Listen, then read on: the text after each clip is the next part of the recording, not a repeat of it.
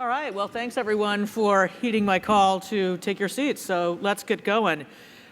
We have a really distinguished panel this morning, I think distinguished even by the exalted standards of this institution. Ralph Cavanna of the Natural Resources Defense Council, NRDC, Jane Long of the California Institute for Science and Technology. Did I get that right? California Council on Science and Technology. And Professor Stephen Chu, currently of Stanford, formerly U.S. Secretary of Energy. So I have no doubt that once I get this group going, the challenge will be to stop them to make sure that there's time for your questions. So I hope that by the time I succeed in that endeavor, you all will have been provoked by what our panelists have to say and have some really good questions going. And you've all got you got pads to write your questions down. So I'll be looking for people who are furiously scribbling to call on when we get started.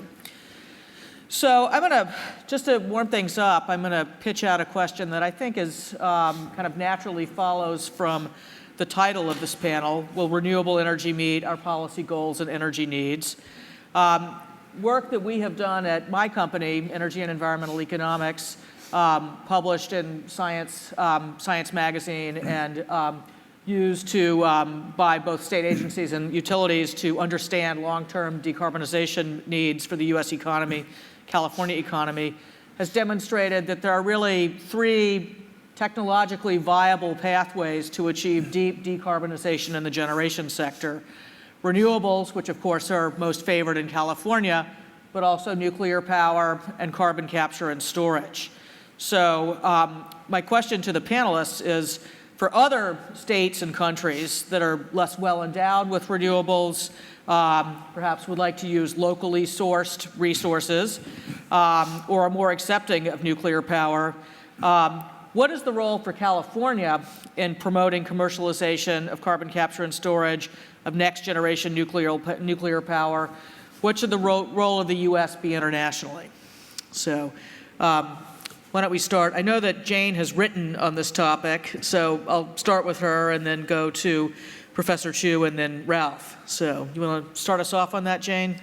Sure. I think that the major thing that we have in place in California, the governor's executive order that points to reducing emissions by 80% by 2050, is a tremendous challenge. And at the same time, California is incredibly endowed. There isn't a single form of energy that we don't have here in spades. We have lots of fossil fuel, we have lots of wind, we have lots of solar, we have lots of geothermal, we have the largest geothermal plant in the world. We have everything here. So we are a laboratory for doing this major decarbonization. And the major decarbonization is really important, because if you look at the climate problem, it isn't about 2 degrees, which we can't control. It's about how much we emit. And basically, until we stop emitting, the amount of carbon in the atmosphere just keeps going up and stays there for 1,000 years. So this target of getting rid of all emissions is really important. And the idea that any one way would do this is fraught with risk. Because if you take the renewable pathway, which we have embraced in California, which is a wonderful pathway, and over some amount of time will likely be the way we go, the question is, can we do it in time? Because the more renewable energy we put on, the more intermittent that renewable energy is, the larger the problem of integrating that and creating a reliable system takes place. And we don't even understand how big that is. Some estimates have been made that in order to have a system which is entirely renewable and intermittent, that you have to back it up with a electricity system based on fossil fuel that is equally as big. And it won't get us anywhere. As we keep building intermittent resources, we're also building gas generation, which just adds carbon. Even though we claim to be reducing carbon with renewable energy, at the same time we're increasing carbon with this. And so we have a problem with embracing if we embrace a complete renewable energy portfolio in time, in the less than 40 years that are left to this goal, whether we can solve that major problem that's going to require all kinds of new institutions and controls and behavior. And then you take the nuclear power problem, and it's an anathema in the state. People don't like it. They look at Fukushima, they see the devastation of Fukushima in the context of a major tsunami, so their perceptions of it are really bad. And perceptions of reality and nuclear are very, very divergent. No one died in Fukushima. No one died in that accident. And that is, people just can't believe that that's the case because they know so much about it. And the issues, the technical issues, the factual issues are on its side, but there's institutional issues. The Fukushima accident, again, could be named as an entirely man-made accident. Choices were made by people that caused that to happen. So we have a big institutional problem with nuclear power. And you look at CCS, carbon capture and storage, we're looking now at a tremendous gas boom in this country, which has lowered our emissions enormously because we're substituting gas for coal. But as we go towards 2050, as we have to eliminate emissions, you got to get off the gas bridge, and that means you've got to do CCS. And so we're not investing in that. We're not starting it. California could start CCS. We have an enormous capacity in old oil and gas reservoirs, which are known to trap gases, that we could put that carbon dioxide in those places and get through this next half a century or century that we have to get through when we transition to an entirely different energy system. So I think we're a laboratory, and we should have everything on the table in California because we don't know which ones of these risks, which ones of these problems can be solved first or last.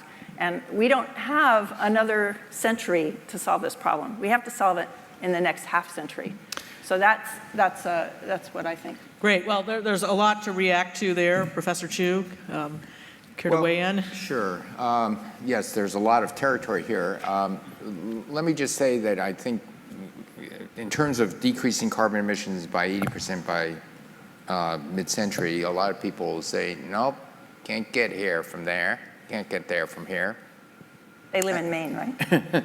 And the question is, can you, and if you can, how do you get there? And if you can, the more thoughtful people are saying, okay, how do you get to 10%, 20%, 30%, and ratchet up?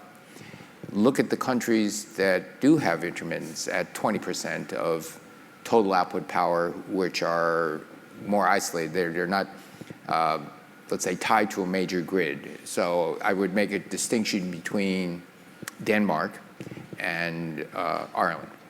Ireland has a very thin connection. Spain, Iberia has a very thin connection, essentially very little connection, and so they have to manage that.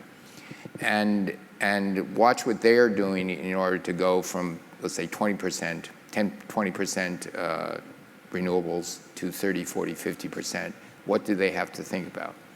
So when you're talking in the 10, 20, 30, 40% range, I think when you look at exactly what they're thinking of, what they're doing, real steps by utility companies that have to manage the grid, that level looks quite frankly achievable, especially in the United States if you have huge wind and solar facilities across the country.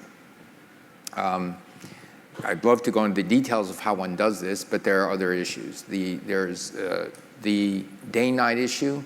Because of the incredible advances that are happening in batteries, utility-scale batteries, I don't know whether it's going to be 10 years from today or 15 years from today or 8 years from today, but something around that ballpark. I would anticipate that storage for utility scale batteries, these are stationary batteries where the premium isn't on weight or on compactness.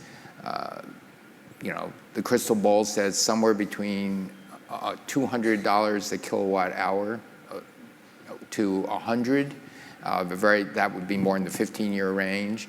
Already, it's certainly going below $300 a kilowatt hour. And in the Department of Energy, we were estimating when you get down to $100, $150 a kilowatt hour, that's a $100 billion a year business, which actually has drawn a lot of investment because of that. Now, if they're going to reach that, I don't know. I certainly am following those batteries very closely. There are 3 or 4 very promising ideas, but this is research and development. There are batteries going out that are, they think with the current technology marketable below $200 a kilowatt hour in field testing today. So we're not talking about 30 years from today. That starts to give you day-night storage or a shift in the peak of storage from noontime to 4, 5, 6. Seasonal storage is a totally different issue. Even in California, we have seasons, at least in Northern California. And seasonal storage in the rest of the world is an issue.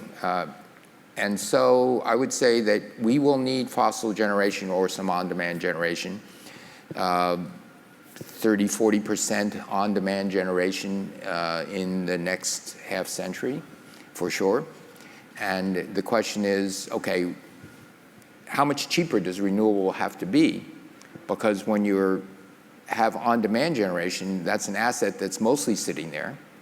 But when there's a big storm system or when there's other issues and summer, winter, that's an issue. That energy has to be viewed as more valuable. Now, the good news is renewables will be cheaper than fossil fuel in the coming decade. Wind is already, there are contracts with wind being signed, power purchase agreements in the Midwest of the United States at 3 to 4 cents a kilowatt hour over the next 20 years. Signed PPA agreements. Natural gas, by the way, in case you're wondering, at $4 to $6 an MMBTU is about 5.5 cents. Okay, so that's with PPAs when it's a small fraction, when it's a 5 or 10% fraction of the energy, it's actually dipping below. If you take out the production tax credit, it's within 10%, certainly within 10% of new natural gas if the gas prices stay as low as they will for the next, as I think they will for the next 20 years. Solar's coming along nicely as well. So battery, solar, wind, always coming down nicely. They're going to be cheaper. But they actually have to be significantly cheaper when we get to be 50, 60% of the grid because it's variable. And they have to be significantly cheaper because in the end, we're going to need renewable energy to actually store chemical energy, whether it's in the form of methanol or hydrogen or some other new thing to deal with the summer, winter. Now, so let's talk about the fossil fuel and how you decarbonize that. Suppose in a scenario that I think is very reachable, we could be 25% nuclear in the United States. This is electricity generation alone, not transportation. 25% fossil, the rest renewable. 25% fossil would mean, and that they deserve a premium on that cost, but you need to capture the carbon, as you need to capture the carbon from cement plants, coking plants, gas plants. What target price would be something that the United States, and not only the United States, but India and China can go for? I think if you can capture carbon at $20 a ton, it's perfectly acceptable, because another $20 to pipe and ship and store.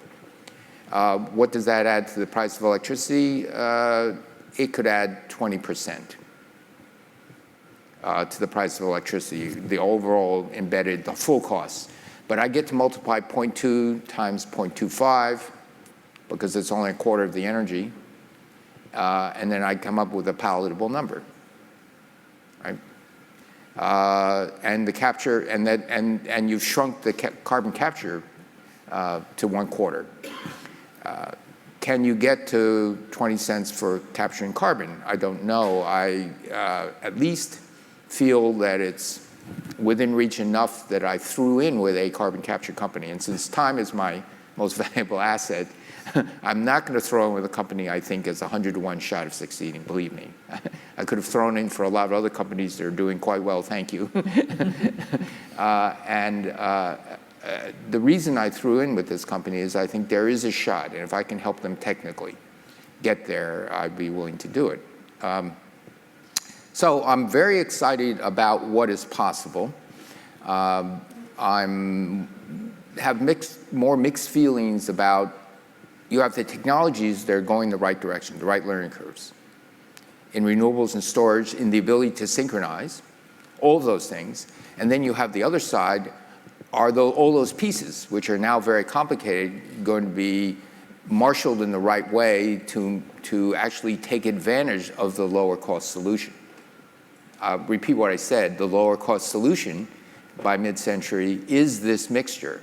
It's not a higher cost solution, it's a lower cost solution, but it's more complicated. And when you do something more complicated, it's one of those, oh, my head hurts, I don't want to think about that. I just want to turn the switch on and off. And the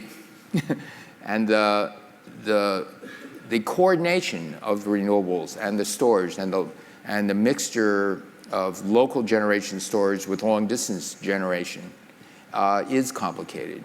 It's solvable, but it's really complicated, and the natural tendency is to go slowly because it's new. And that's something I hope this event talks about, and for the next couple of years.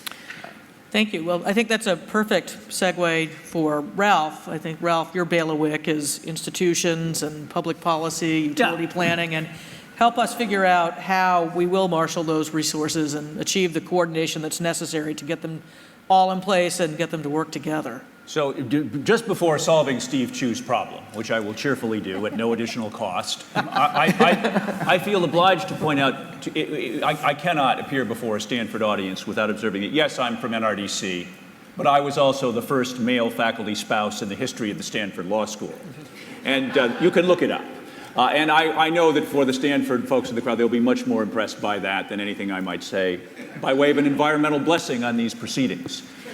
But look, in responding to that question and in, I hope, solving Steve Chu's problem so that none of you has to have your head hurt too much, the first thing to say is, Nancy said at the outset there are three ways forward: renewable energy, nuclear power, and carbon capture and storage.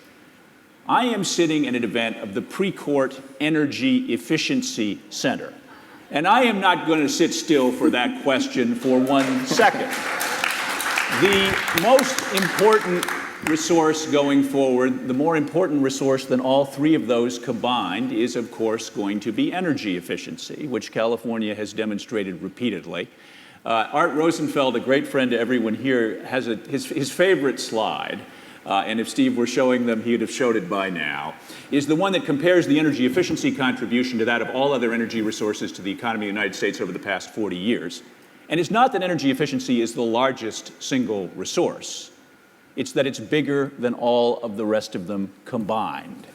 So we start with that, and with California's unique capacity to integrate efficiency incentives and efficiency standards to drive down carbon emissions, and then we start thinking about all of these other interesting options which are so much smaller and more expensive, but which still deserve attention.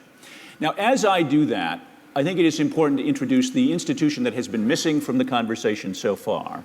But the most important one, I believe, in solving what Steve Chu is worried about was how on earth are we going to integrate all of these resources? How are we going to balance all of the variable output resources that Jane described? How are we going to manage the transition between long distance resources, transmission, and distributed resources on rooftops? How are we going to deal with all that complexity?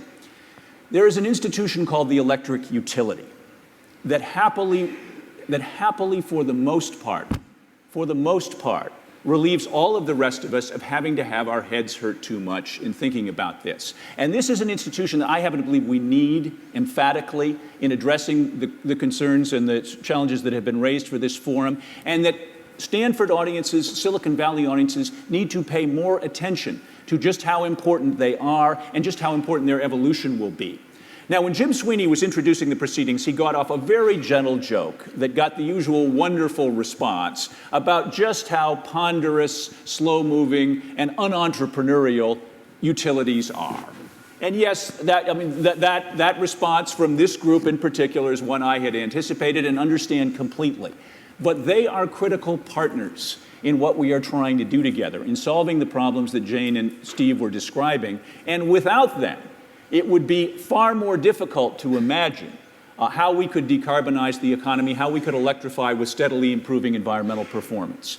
So one of the things that I think will be critical for California, I'm sitting next to a former utility regulator. I am in a room full of former and current California state regulators, both at the Energy Commission and the Public Utilities Commission.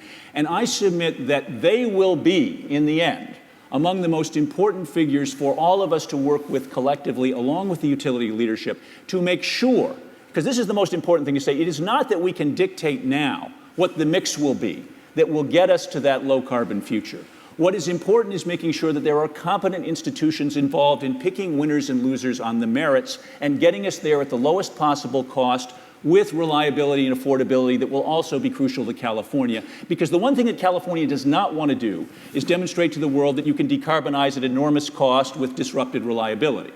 That's a model no one needs. There are plenty of countries doing that. What we want is to be continuously appealing as a way forward that everybody else wants to copy, because no one believes that Californians would ever choose a path dominated by self-sacrifice and privation. And we're not going to, and we need this to work. And in making it work, I just want to make sure that we keep our eye on the utility role, and we're all part of the process of, because it's not perfect now, it needs to get better. The incentives, the entities that do well at what Jane and Steve described need to be more profitable than the ones that are terrible at it. And as Nancy uniquely knows from her experience with California's principal utility regulator, we got a ways to go yet.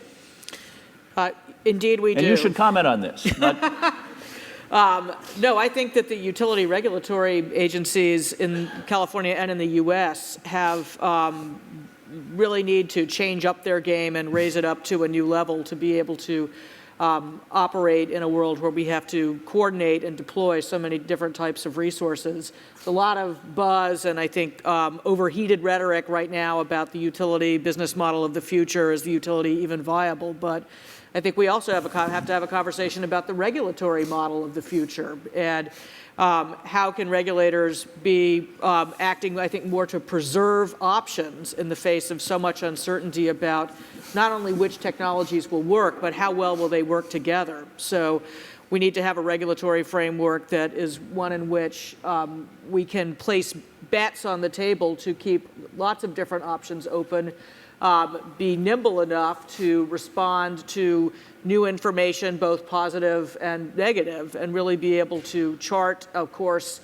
about this uncertain terrain, across this uncertain terrain. I mean, certainly one of my experiences as a utility regulator in California was something that was touched on in Governor Granholm's session, which is just the incredible entanglement of the regulatory institutions in so many legislative mandates and micromanagement of their budgets by state legislatures that makes it very difficult for them to shift and respond.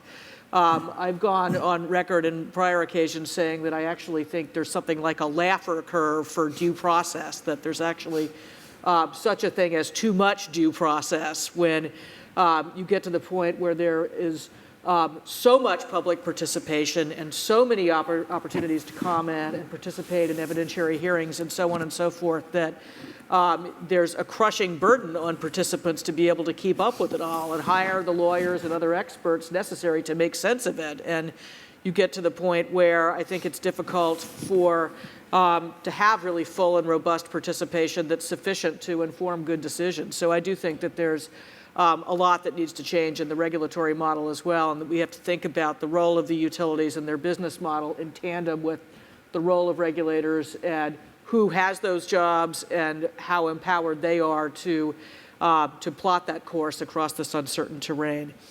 I want to talk for a minute about another potential player here. Professor Chu, you alluded to the need to turn renewable energy into chemical or electrical energy into chemical energy. Both to solve, I think, the seasonal storage problem, which is, again, something that we've seen in our own work, and also, of course, although one of the prescriptions is for deep decarbonization is we should electrify everything we can't electrify everything. We can't electrify long-term, long-distance shipping and some other types of applications. So who's going to crack that nut? Who's going to bring us cost-effective biofuels and the other chemical solutions that we need, and what are the big hurdles, and what are the opportunities for the investors in this room? Well, first, let's not narrow to biofuels. Let's think of liquid hydrocarbons that are cleanly produced, that are more carbon neutral. So you actually alluded to that. It doesn't have to be bio. It could be electricity that then generates, as electricity gets cheaper, you generate the fuel from an electrochemical process, an artificial synthesis process, whatever. So in the Department of Energy, we just took a broad base. In most countries, the agricultural resources are not big enough to actually substitute. Electrification for personal vehicles and short distances, a couple 300 miles. I think, I'm very bullish on that. But as you said, there are, electric planes that replace 787s is not in the near-term future. I'm not sure I'd want to get in one of those. But, Even if it could get off the ground. certain long-haul shipping, things of that nature. So my take on that is, first, much of the biofuels that I think could be a part of a sustainable world will have to come from what I would call bioresidues. This is wheat straw, rice straw. This is stuff that ends up being burned or at landfill anyway. And then the real question there is, does it become economically competitive at $80 to $100 a barrel of oil? Do we have that today? No, we don't. What are the prospects? I don't know. It's hard. Many of the beginning biofuels companies went at this with great gusto, but they're beginning to realize it's harder than one thought. And what they're doing, the ones that I think will survive, and keep our fingers crossed, I think they will survive, are learning the technology by making higher value products that are bio-based. And as they learn that, because the biggest market is the most competitive market, the energy market. But as I said, if you make something like goes into a shampoo, unless you have many teenagers in your home, you're not using gallons of shampoo a day. It's a higher value product. It's a much higher value product. But you can learn along the way towards that. So do I see something where you can have cellulosic feedstocks largely decoupled from the food generation in the next 5 years? Don't know. I really don't know. But there's also these other things, electrofuels, things like that. In the meantime, the electrification where we can electrify is a very big deal. Mm-hmm. And again, going back to the progress in batteries and electric vehicles, a DOE goal, which I think we're going to give even odds in the next 10 years we're going to make this. A battery, $160 a kilowatt hour, that would mean you could get a 300-mile range with $25,000. And then at that point, it becomes totally mainstream. If you get a car that really goes 300 miles, it charges in a little bit faster time than the Tesla S in the fast charge mode. Very exciting. Mm-hmm. And again, even odds within the next 10 years that will occur. Well, that is very exciting. Indeed. Jane? A little bit on that. Yeah, I think Steve has really identified some important points. I mean, we always say there are no silver bullets in energy, but I actually think there are. One of them is storage, and the other one is a fuel that you can burn without producing carbon dioxide into the atmosphere. And if we solve those, either one of them really, and hopefully it'll be some of both, we really do have a systems solution to this problem. So, the analysis that the California Council on Science and Technology did in the California Energy Future Study basically said that even if the biofuel challenge works, and we hope it does at some level, that the amount of biomass is not going to be enough given the food situation. We're just never going to have enough that way. So it's a part of the solution, but it's never going to be the whole solution. We have to find the rest of the solution to the fuel problem. So you've heard a lot from Steve about the battery, the storage part, but the fuel is storing energy also as a chemical fuel. And so the question is, how can we do that? And what we've looked at so far is that almost all the solutions you can conceive of in the next decades, in the reasonable time frame, are all complicated institutionally and business-wise and from the utility perspective. So there's a couple of things here I would say is that your comments, Nancy, about the utility and the need to make these complex arrangements where you're using the off-peak energy to produce fuel and then sequester the carbon dioxide and do all these things in one whole systems or industrial ecology type approach. They're very complicated. The utility is going to need to be able to handle that. And two, Ralph, from your perspective, I think this is where the efficiency problem becomes really important.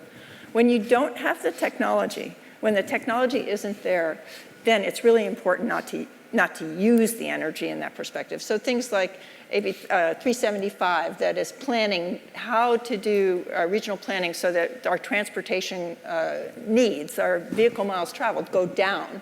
This becomes a critical path issue strategically because we don't know if biofuels are going to work, or we're probably not going to have enough, and we don't have these complex systems yet to solve the problem.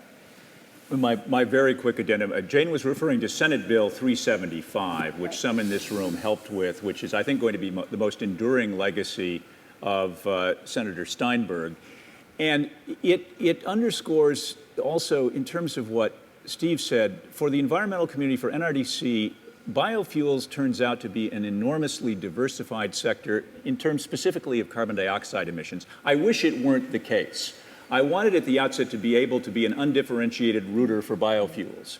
It turns out that the life cycle consequences of biofuels, depending on whether you're turning intact forests into wood pellets in one extreme or doing what Steve describes on the other, you can have either the functional equivalent of a zero carbon fuel or you can have something that's worse than coal.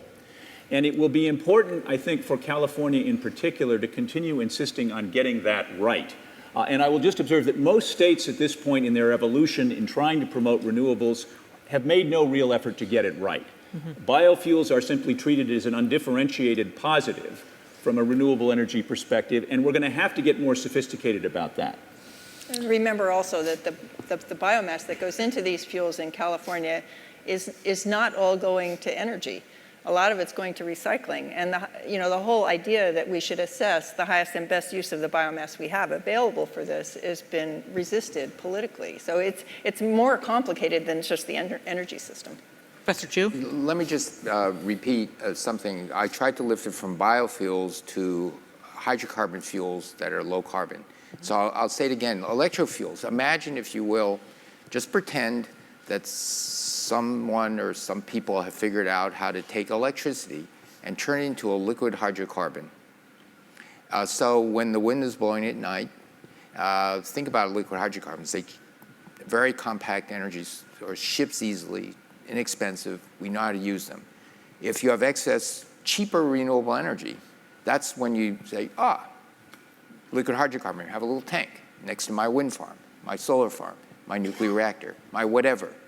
And then that really does change the landscape. This is no longer food-fuel competition. This is, okay, so it's one of those juxtaposes. This was what researchers do all the time. This is what we did in the Department of Energy. Said, if we can do this, it would really change the landscape. And then you start to walk away from the sustainability issue. Because right. And so we started programming that. How are we doing? Well, we're not there. This is research. But this is where some of the best and brightest say, when you have renewables and they become cheaper, let's bank on that. Those learning curves will tell us in 20, 30 years that it will be there. And then it becomes the energy storage problem. And it becomes both energy storage in batteries, but it becomes energy storage as liquid energy storage. And that, again, is something where, I don't mind spending some taxpayers' dollars, spending R&D, because that would change the world. Ralph, did you have something you looked like you were ready to jump right in? Here again, the only thing, and this would also be true presumably of nuclear power, this would also be true of, there are multiple ways to do this. I think what I wanted to simply make clear in my resistance to pick winners and losers myself, it's not that I don't have my own theological preferences, which I expect are shared by a substantial portion of this room. In terms of if there is a competition between renewables, nuclear, and carbon capture and storage, who do I think should win? Who do I think will win? what really matters looking forward is who's going to make that decision. And I think it's important to acknowledge there's a real raging debate right now that is, for me, eerily reminiscent of what I remember from 20 years ago in California. I brought with me as a prop something that I wonder how many of you recognize. It's a book with a blue cover. It was called The Blue Book. 20 years ago, it was the California PUC's blueprint for restructuring the electric industry. And its principal thesis was, we don't need utilities and government doing this anymore. Sweeney wrote a whole book about this called The California Electricity Crisis, which if I didn't mention, he'd be very irritated with me on. And I think Jim and I are basically of a common view that one of the problems with California restructuring circa the mid-90s was the assumption that something called the genius of the marketplace could make all of these decisions. And by the genius of the marketplace was meant an efficient day-ahead spot market. So think about it. An efficient day-ahead spot market, which is a wonderful thing to have for any commodity, including electricity, making the kinds of long-term investment decisions that Jane and Steve are describing. And what I continue to insist is that that is, by itself, not the kind of solution we want. Then the question becomes, what is it? Is it an omnipotent and omniscient federal government? Surely not.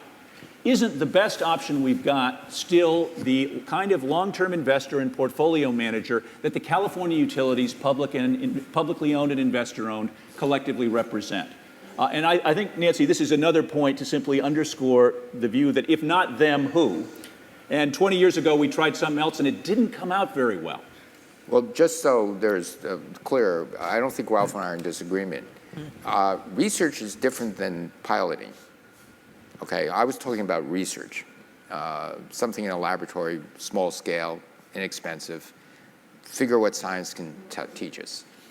If you go into the development and even into demonstration, private sector, I agree private sector should be picking this stuff up.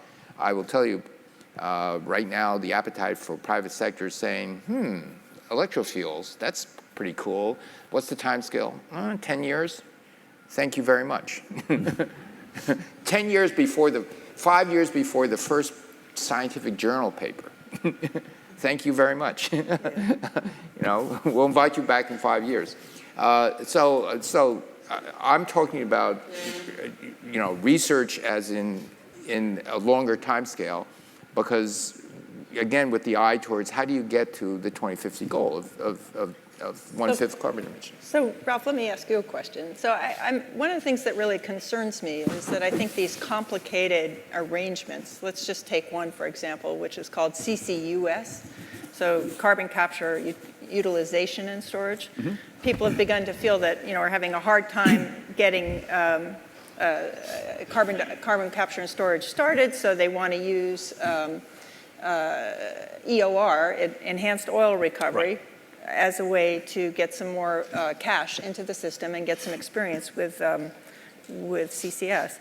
But this creates a very complicated business deal where the CO2 is produced at the rate the electricity is produced, but the oil company wants it at a constant rate. Yep. And then there are just a lot of regulatory problems. Who owns the credits? All these things. So if we don't have some kind of downward-looking control to say this is a goal and let's set up the policies frameworks to make this happen, can the market just do this? No. So let me be clear. I want the downward-looking policy. I join, I think, most of this room in celebrating the fact that EPA, for example, has now established long-term limits on carbon dioxide reductions from power generation, both new and existing. That's going to be a tremendously important signal.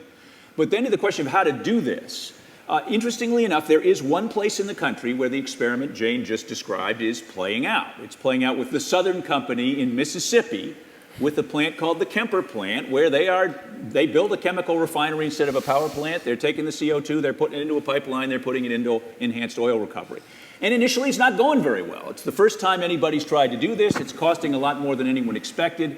But they will get their arms around it. And I will surprise people in this room by saying I've got a rooting interest in the Southern Company figuring this one out, because although I don't think that's the cheapest or the only part of the portfolio of solutions, given the amount of CO2 that's being reduced internationally, and in particular given the amount of coal in India and China, I would feel a lot better if there were practicable carbon capture and storage solutions being demonstrated in the United States. Steve Chu spent a lot of money on that in his previous role when he had a few odd billions sitting around, and I think he did the right thing. I think that was your decision to help support the Kemper plant and the carbon capture. And the fact that it cost more than expected up front for the first plant of its kind is no surprise to either of us.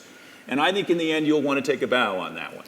Well, I don't know. I'm not interested in taking bows, but let me just say Better that than a curtsy. no, neither am I interested in curtsies.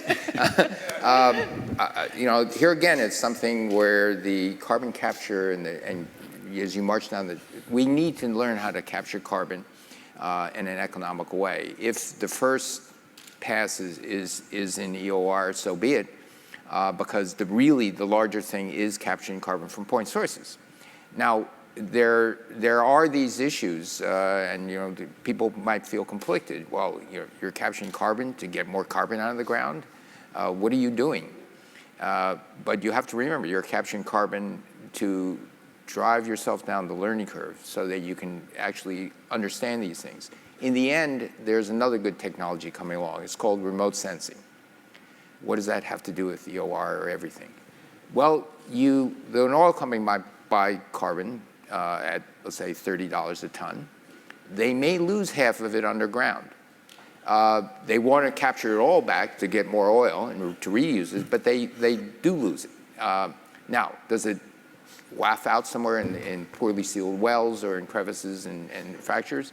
We don't know, but with very inexpensive infrared diode laser sensing, you actually begin to be able to track it. And if it stays underground in that oil field for 50, 100 years, most geologists say it ain't coming out. Right? And so give them credit for sequestration. So you have a technology that can actually give proper credit. And so a lot of these funny things are now becoming possible. The advent of very inexpensive, diode lasers, the little things in printers and things. Diode lasers, infrared spectroscopy, remote sensing can allow you to do these things. Very exciting, but then it plays into the policy of how you actually track carbon and carbon point sources and carbon sequestration. Again, I'm a technology optimist, but I said we will need these pieces in order to form a good policy. Well, I think that the panel has really queued up some good questions for the panel after lunch on the utility business model of the future, which I think, again, will, maybe should properly be framed as what should we ask rate of return regulated utilities to do in the nature of really promoting long-term research development, early stage deployment of technologies, keeping options open that we may need down the road. What role is it for, to do really within those companies, and where's the boundary between what we do within the regulated utility and what really we leave to markets? I'll note that the document that Ralph waved around a few minutes ago, I think, had a much more grandiose vision for what we would do with markets in California, that markets would actually provide incentives to make long-term investments in new power plants. There's a very vigorous debate that's been going on for a few years about how we remedy the clear fact that our markets are not doing that all they really do is provide signals that lead to kind of day ahead and hourly dispatch of the existing fleet. So I think if we're not even enabling investment to develop new power plants long term, we're a long way away from being able to really make sure that we affect the transformation that we need in generation, transmission, transportation, and energy efficiency. I want to close the panel's remarks, or close this part so that we can get to your questions with one last question for the panel.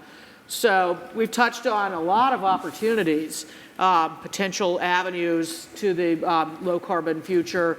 And many of you I know are in the clean tech investing space, but the concern I have is that these, we've talked about, these are very long-term opportunities, very tough technological problems to solve. Panelists help folks in the audience understand how, when you can invest a pretty small amount of money and over a couple of years develop a company that basically is a fancy app to call a kind of a clean gypsy cab and have an $18 billion valuation after just a couple of years.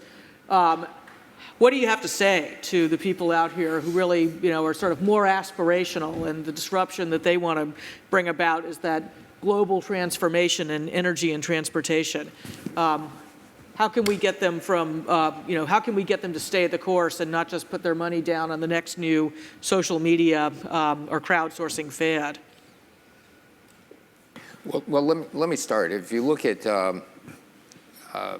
companies like SolarCity, Sunrun, others, were very good business models. They looked at the learning curves and the cost of solar. They looked at learning curves and the cost of the electronics.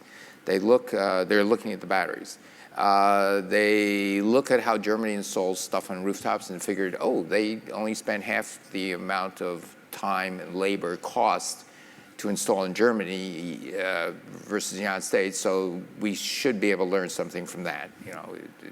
Rumor is that German labor is not that much cheaper than U.S. labor, and they form a very profitable business on that. And in fact, it's so successful in a certain sense that many of the utility companies are quite frightened because they're taking the best customers away, the ones that pay their bills. And they're I talked to someone in Los Angeles 2 weeks ago. I just signed a 10-year contract, no out-of-pocket cash for rooftop solar in Los Angeles. Power purchase agreement, 9 cents a kilowatt hour. That works for me. They own it, they maintain it. If it breaks, they'll buy the electricity from the utility company. You're just paying an electricity bill at 9 cents a kilowatt hour. Okay, so this is where it's going. So there are investment opportunities, different than if you're investing in a radical new technology. That's high risk. So let's talk about radical new technologies. 1900, 1920, radical new technology would be an automobile.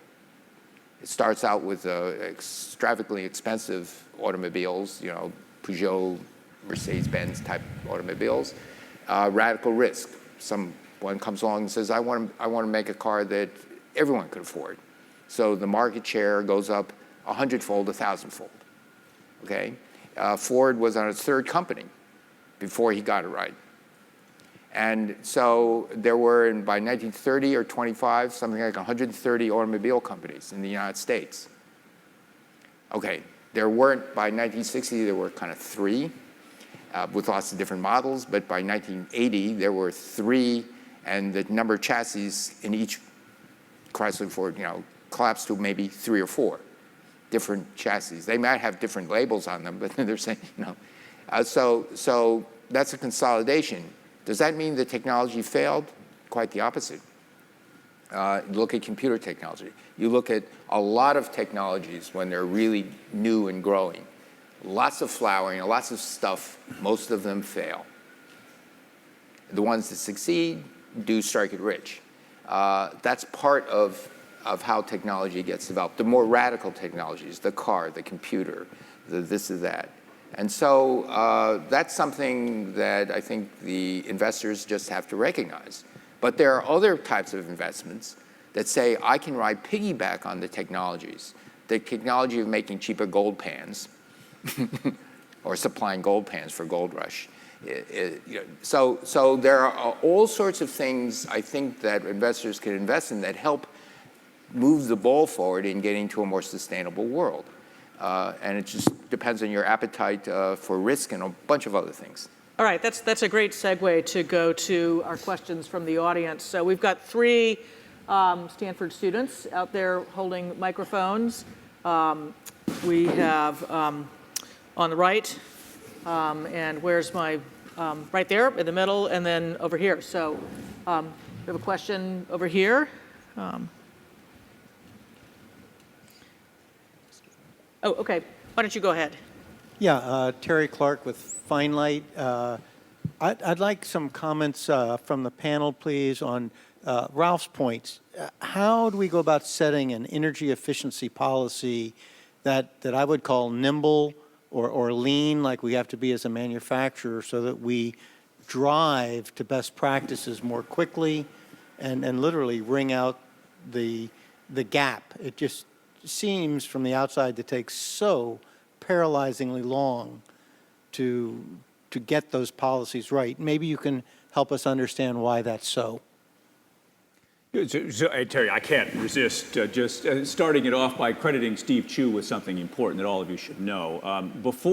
One of the most important ways to drive faster progress is through more nimble federal efficiency standards, appliance efficiency standards, and they were dead in the water before Steve Chu became Secretary of Energy, before Kathy Zoe became Assistant Secretary for Energy Efficiency. We had had a decade of essentially no progress. And it has accelerated by leaps and bounds, by any measure. And we should acknowledge it. And in this room, I know there is a tremendous sense of gratification. One illustration of how much progress has been made with efficiency standards, and it's a California example.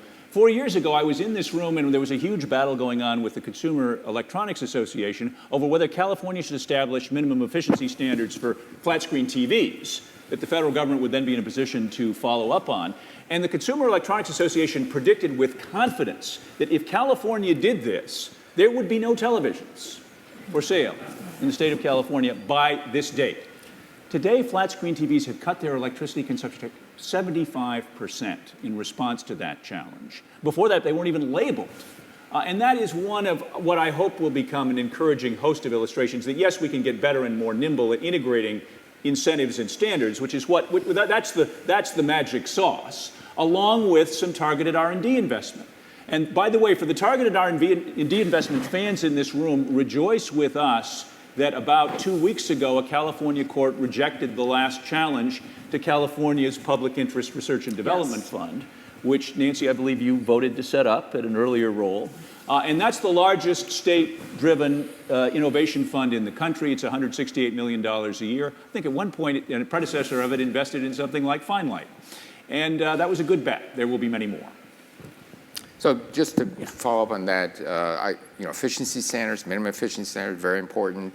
Market draws like Energy Star, and then while I was Secretary of Energy, we started what I wanted to be called Energy Superstar, but never mind. Some marketing experts, but it's the top 10%, top 5%.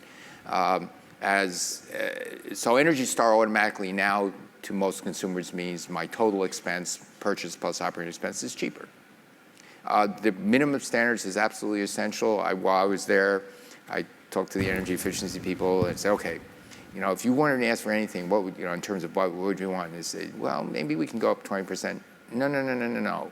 Double, triple, quadruple. Those are your choices. Not 20%. And it is, those things are demonstrably save people money. Those minimum efficiency standards, there's no debate that it simply saves people money. One of the things I was very much wanted to regulate and could not do it in time was set-top boxes. So I hope California does this.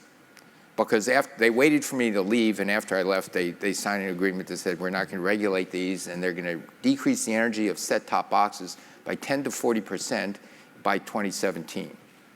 Now, what am I talking about? Just, these are the satellite TV and the cable. They draw 30 to 40 watts per box. You notice it's always warm. You think you turn it off, you don't turn it off. You only turn off the display. It's drawing 30 to 40 watts per box 24/7, okay? There's no reason why it should be doing this. When you turn it off, you talk to manufacturers. They say, well, you need the low programming information. It says, no, you don't. You have a little crystal oscillator, like this, waits itself out 5 minutes in the middle of the night, downloads the programming information. You need 100 kilobytes of memory. I don't even know how to price 100 kilobytes of memory in flash memory. Okay, it's cheaper than, it's priceless. and then you turn yourself off. The only thing you need to leave on is an infrared sensor that wakes up every 10th second to 0.2 seconds. Is someone flashing a remote at me? How much energy does that take? 100 milliwatts, not 30 watts. Why do the manufacturers not want to do this? Because they take those same old cards and they use them again and again and again. They don't pay for them. Not my bill.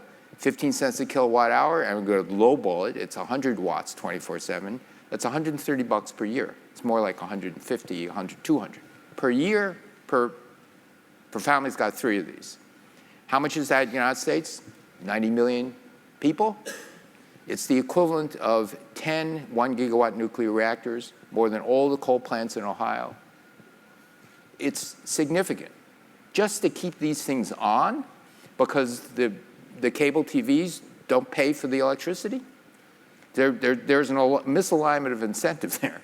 And believe me, I bet no one in this room actually says, I'm going to choose my cable service based on how much electricity I use, even though it's $150 a year, right? More problems than that with the cable service. Yeah, there are more problems than that with the cable service. But this is something where regulation is absolutely needed, positively needed.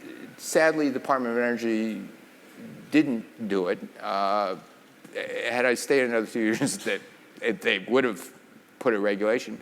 California should do this. And really, and you give them some slack, make it a watt instead of 100 milliwatts. Right. I want to assure the former secretary that we will take him up on his invitation in California. Secretary Chu, thank you so much for just emphasizing that energy efficiency saves people money. I mean, it's the free low carbon solution from a society, from a social perspective. And I'm so happy to see that not only do we have the Precourt Institute of Energy Efficiency here at Stanford, but that both Davis, UC Davis and UC Berkeley also have opened their own energy efficiency institutes. That was a long time coming. And as someone who was schooled in economics at a time when economists kind of scoffed at energy efficiency and said, well, it's like saying there's $500 bills lying on the sidewalk. If it really saved people money, they would do it.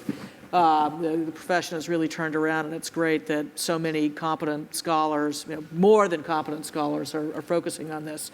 I did want to make one related point. I think we can all really appreciate the political appeal of Governor Granholm's strategy to create clean energy jobs. And what I hope is you all think about how you can help support that initiative, which is so important, and particularly important because she's looking at both the red states and the blue states. It's really important to remember that the clean energy jobs in this country are not just the hard hats who build wind farms and the scientists and engineers who develop the next widget or the next lightweight material, or the guys and gals who work in the factories that make it, and even make the energy efficiency devices. The clean energy jobs are the jobs that are created at home because Americans have more money in their pockets to spend on other goods and services, many of which are produced in their very own communities. So clean energy jobs are the visible manifestation of the sustainable, the transformation of our economy over time, and the growth of a sustainable, environmentally and economically sustainable economy. So I would encourage a kind of even more expansive view of that. Okay, we have a question over here. John Massey. Question for you, inspired by the recent Stanford divestment in coal, all right? Can you talk about the roles that existing fossil fuel companies of different kinds, it always bothers me when everybody gets lumped together because they're pretty different. What roles do they play? What should we encourage them to be doing? Fossil fuels aren't going to just magically go away. Some companies have engineering expertise that nobody else has, like piping CO2 all over the place. So can you sort of address that? What's the role of the fossil fuel companies going forward? What do we encourage? Jane is dying to answer that question. Yeah, so I think that's a great question. Did I plant you in the audience? I think one of the things we've done in this fight to get rid of carbon is we've really pushed the oil companies in particular off to being the enemy. And I think it's really problematic because those are the guys that know how to create molecules that burn, and they also know how to pipe things, and they know how to store CO2 underground. And they need, if you sit down, there was a front page article above the fold on the right-hand side that basically said all these companies have plans for a CO2 constrained world. They need to be brought to the table. And I don't know what the policy spring is going to be that actually brings them to the table, but they hold a big piece of the solution, not the problem, but the solution. And if you sit down and talk to senior executives at Shell or Chevron, they'll tell you they know how to do a lot of this. There's a lot of experience with what kind of fuels they can produce that won't burn CO2 or capturing CO2 and putting it underground. They know a lot about how to do it, and they have the facilities to do it. We really need to have policies that will bring them to the table. And this begs the fracking question, which is going on all over the country.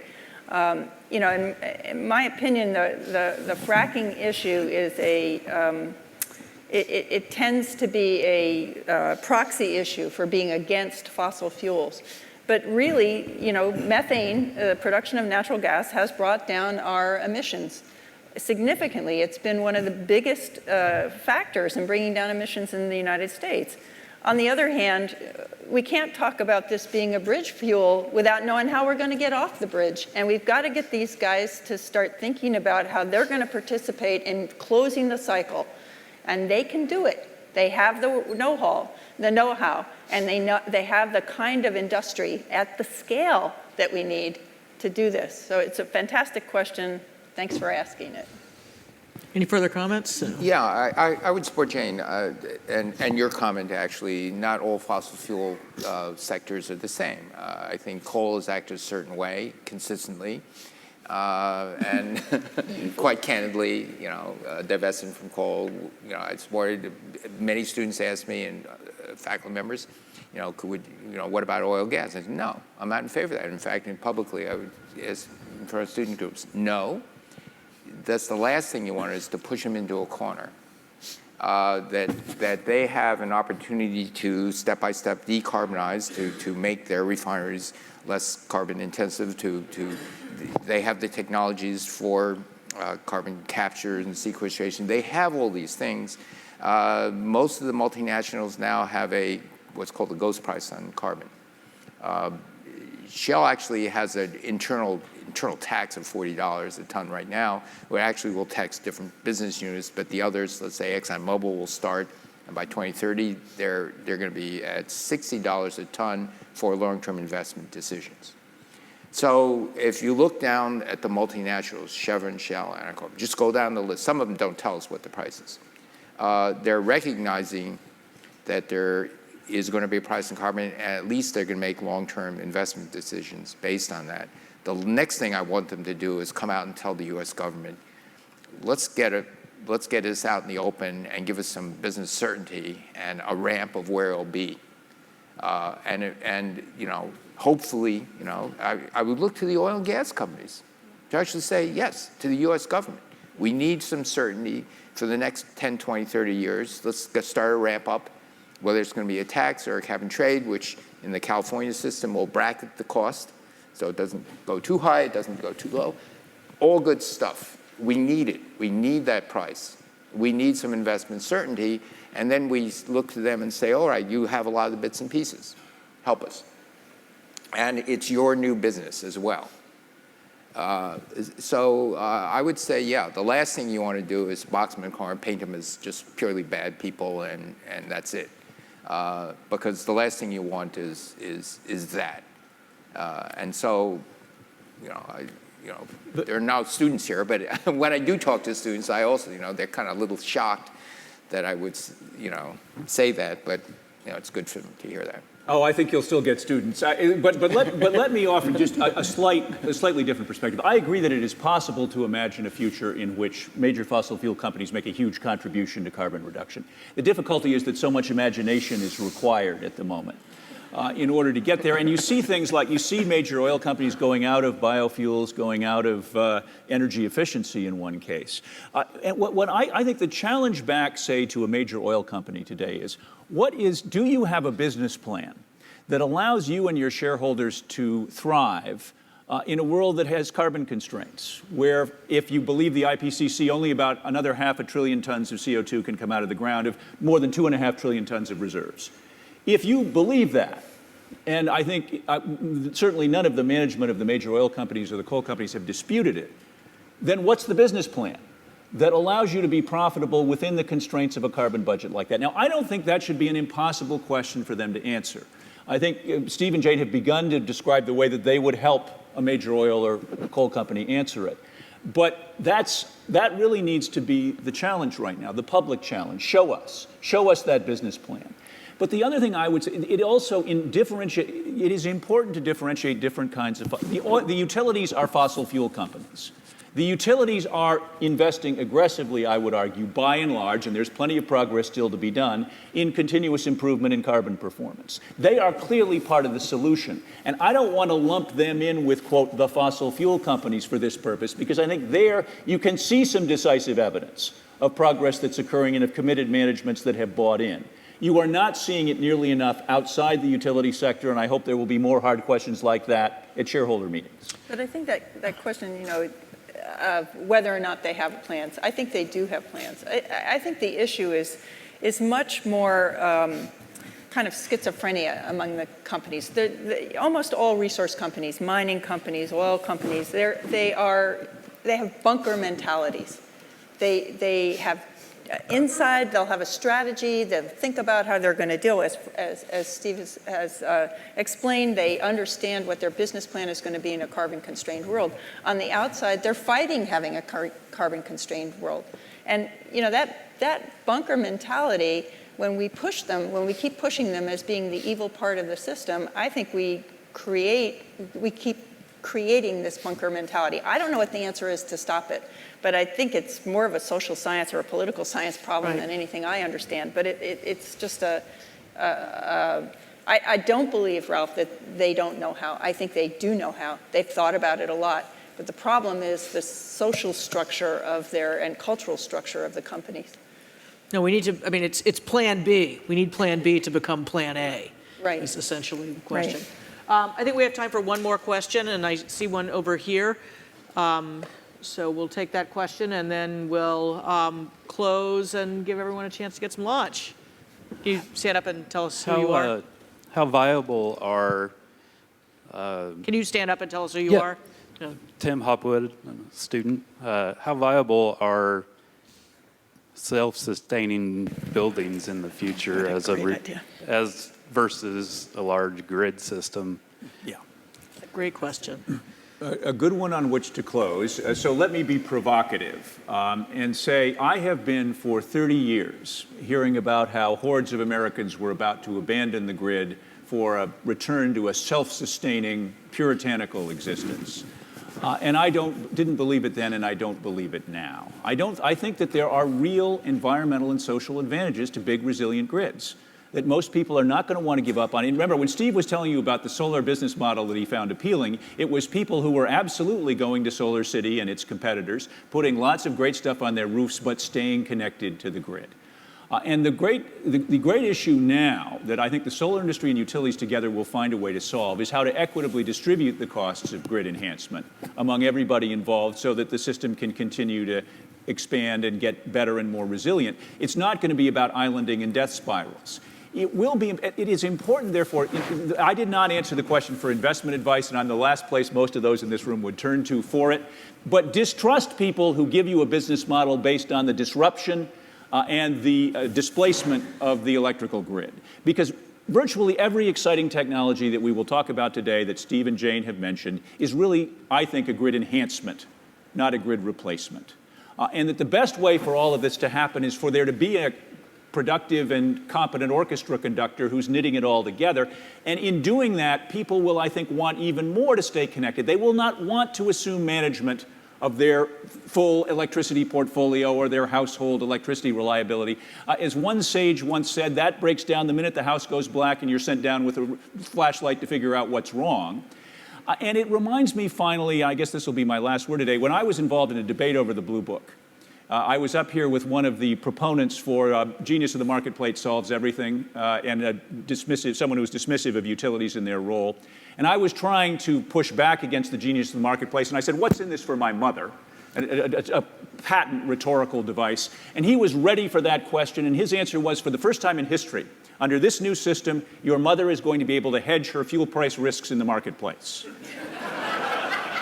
And I am grateful to you for laughing, because 20 years ago, the crowd didn't laugh. That sounded really cool. In fact, a sense that that was really cool and that was the wave of the future drove one of the biggest public policy mistakes of our era. Let's not make it again. Well, I think that's a great note to end on. So let's join me in thanking our panelists.